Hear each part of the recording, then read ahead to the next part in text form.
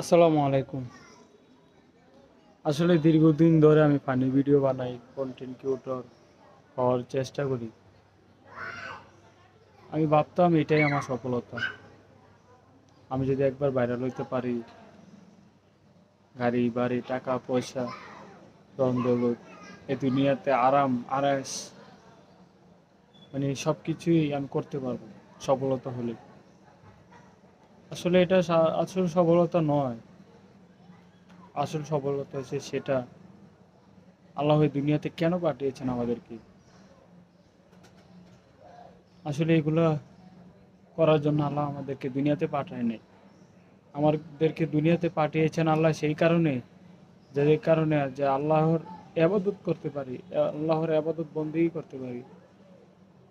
কে কতটুকু আল্লাহর ইবাদত বন্দেগী করার মধ্য দিয়ে আল্লাহ জান্নাত দিবেন আমাদেরকে।